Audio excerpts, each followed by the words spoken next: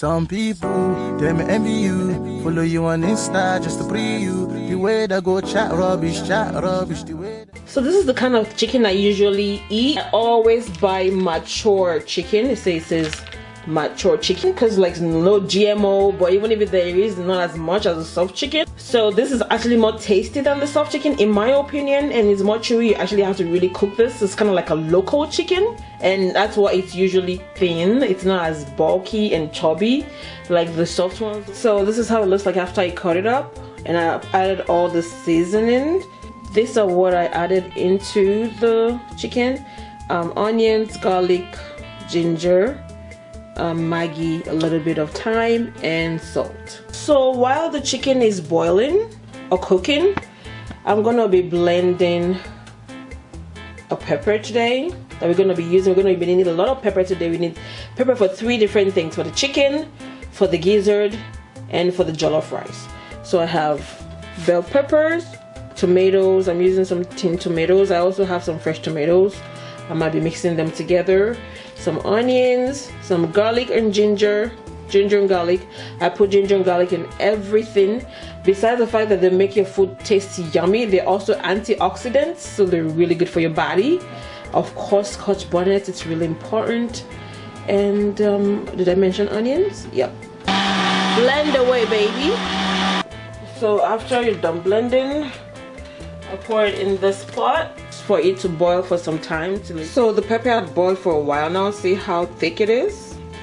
I'm gonna transfer it into something else because I need this pot for my jollof rice. So I'm putting some vegetable oil in there. Excuse the traffic. I live very close to a busy road. For some smokiness, I'm adding a little tiny bit of palm oil. You know, just a little bit. Just a little bit of my love for you. So once it's somewhat hot, take some onions. This is a huge, one huge onion. I slice it round. You can slice it however you want. Pour it in there. Yes, hello. One of the secret of really delicious meals are onions. I usually tell you guys that. And of course, Tammy's hands. I'm just kidding. I mean, making I no come chop off my hand when I'm sleeping, you know. Okay, so I always do this whenever I'm frying onions. I sprinkle some I apologize. I sprinkle some Maggi in there. You can put any kind of Maggi you want. It doesn't have to be Maggi cube, but this takes your cooking to a whole nother level. We sprinkle. This is a huge secret that I'm showing you guys, honestly. Like, I usually don't like showing people this because it's one of my secrets and one of what I came up with. I didn't learn this from anybody, but I noticed when I do this, honey, listen, and with the palm oil, this takes it to a whole nother level. Okay? And then I also sprinkle some salt in there and then let it fry. Oh honey, listen, because once the foundation is good, honey, your food is gonna be delish. Okay, so pay me for this secret now, will you? So I'll be taking some tomato paste. It looks like this. I think in some other countries they call it tomato puree. I don't know if it's the same thing. Bite me. I'm a little slow sometimes with some things, okay? Because we don't have tomato puree in Canada. I know. The onion kind of look like it's burning. It's not really burning. That's how I like it. No, actually, I am burning it. This is a cooking video.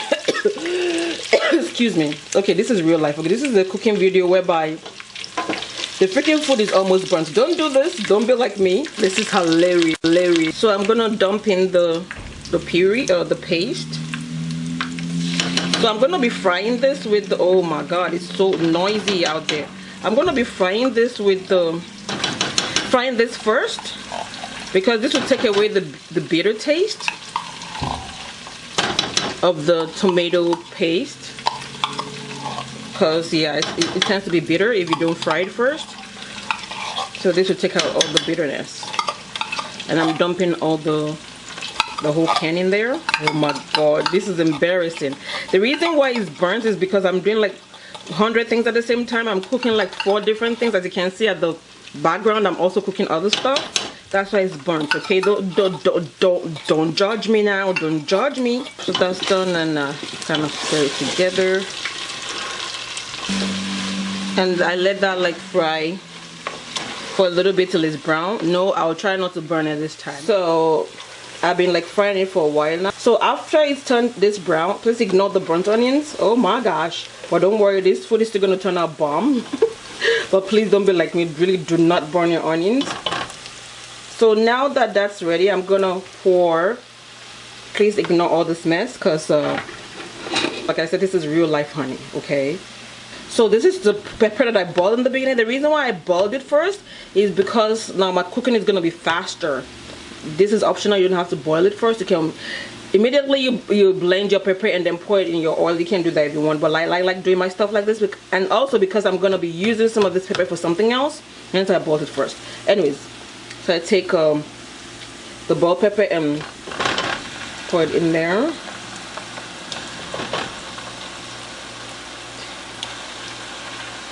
How are you gonna teach people how to cook when the freaking food is burning? When you're burning the damn food?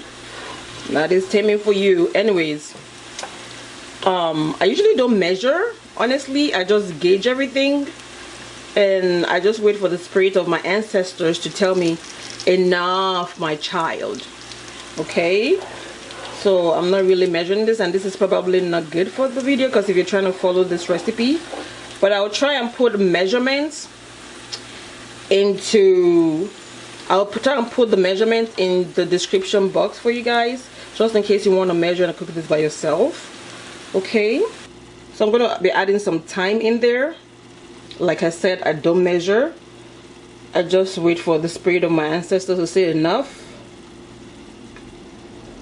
And right now they're saying that's enough.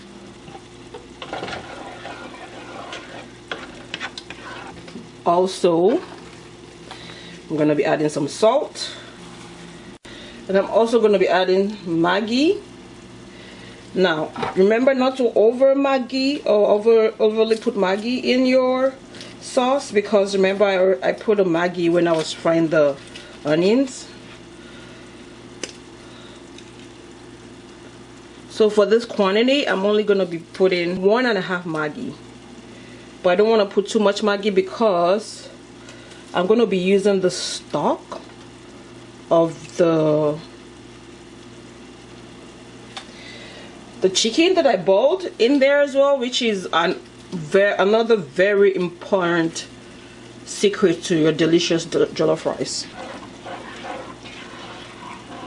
Let that cook for a little bit, so every season can, like, you know, incorporate together and simmer together, you know, they all come together as one. Oh, I almost forgot, I also like to add some hunger. If you're Nigerian, you know what this is. It actually says stew, but I like to add it because of the redness. It gives it more redness and also flavors, of course. But you see how red this baby is? See, look at that. Look at how red that is. So that will also give my jollof rice some color, and that's why I didn't want to put too much Maggi in it, because I know I was going to be adding, because this is also kind of like Maggi. Last ingredients I was telling you about, this is actually the chicken broth. This is the water that came out of me boiling the chicken. I know it looks like this because that's a lot of oil, natural oil from the chicken.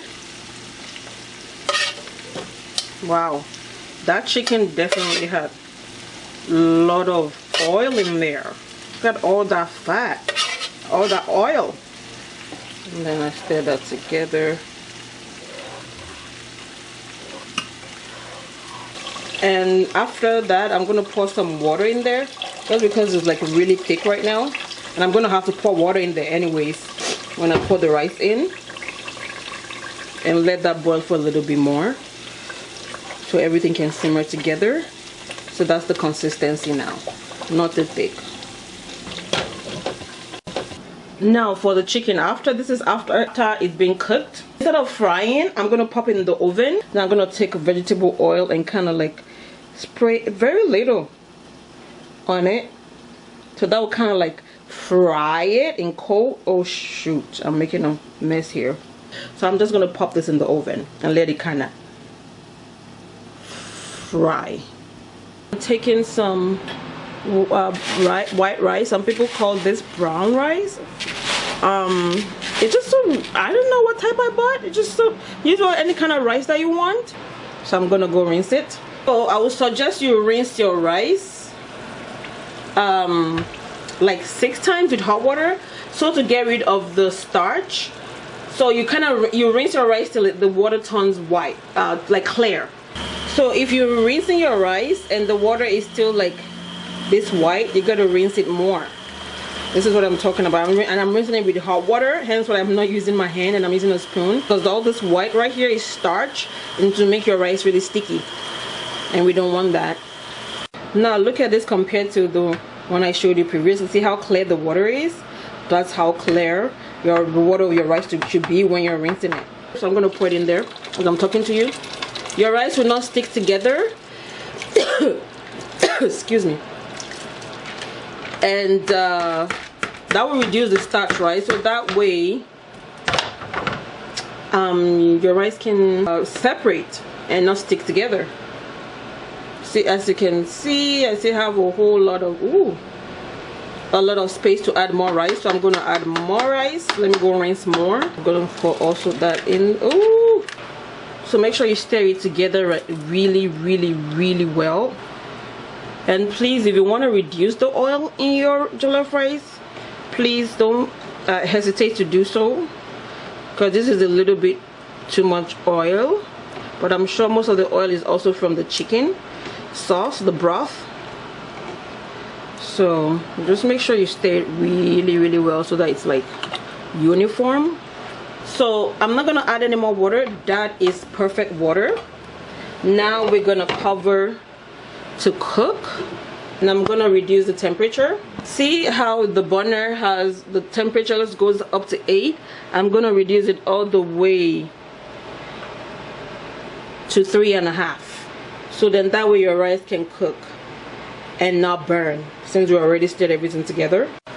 And for the remaining chicken that I didn't put in the oven, I'm going to be pouring in this red sauce that I made. This red sauce is the regular red sauce that I already made the video for you guys. I already showed you guys how to make the red sauce. I usually do not like to put my wings in the oven or fry it, so I'll pour that in the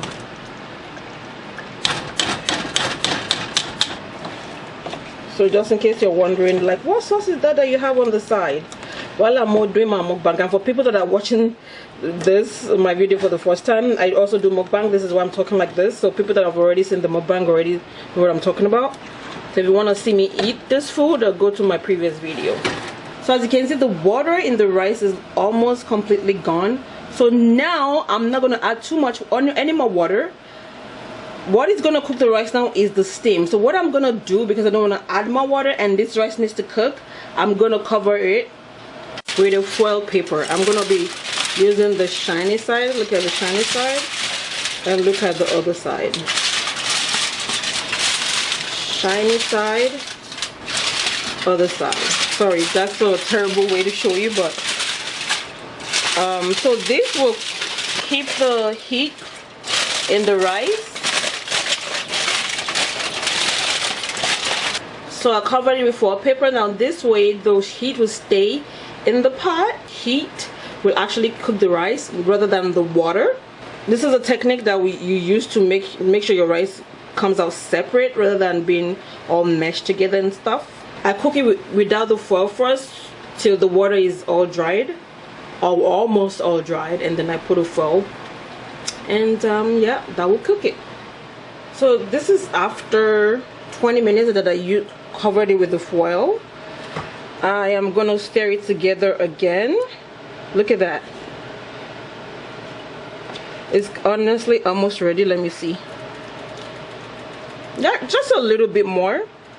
But you see how it's separating? That's why we do that. That's why you don't add too much water, and that's why I use the foil. The foil makes it actually cook faster as well, because the heat actually stays in there, you know. Oh, it's delish. I just tasted it a little bit. Yes. Yes, that's what we're going for, honey. So I'm just gonna cover it with the foil paper for another like 10 minutes.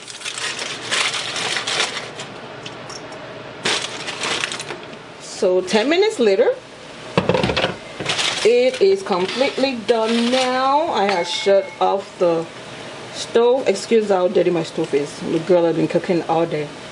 Look how oh no, I forgot something. I forgot to add my bay leaves. I should have added that from the beginning, but it's okay. But I suggest you put this at the beginning or the middle, like at the beginning before you actually pour the rice in, like with the sauce. When the sauce was still boiling, I should have added this for flavor. This is what happens sometimes when you cook. Hope you guys are not too mad at me. Don't kill me, okay? Like, oh my God, you're gonna try to show us how to cook, but you don't even know what you're doing. How dare you? Now you Sabio, leave me alone. But yeah, I'll let it simmer for a little while and it's completely done. So now that it's all simmered and nice, you can dish your rice out. Do you see how it separates? And like not all meshed together? This is the real party rice, baby. And see how red that is? Yes. So this is our jollof rice that we cooked. Absolutely looks delish, and I tasted it a little bit. It's so good. This is also part of what I've been cooking, hence why everything was burning at the beginning. But as you can see, the jollof rice turned out well, even though the onions burnt in the beginning a little. I have plantain here, I got chicken, I got gizzard dodo or dodo gizzard, which is plantain and gizzard. So I am doing a mukbang now. This is behind the scene of a mukbang. If you want to see me eat this delicious meal, watch my previous video. And subscribe, like, share this video, please. Until next time, until I see you, remember life is what you make it. Hashtag positive vibes. Only, baby. Party jollof rice, baby.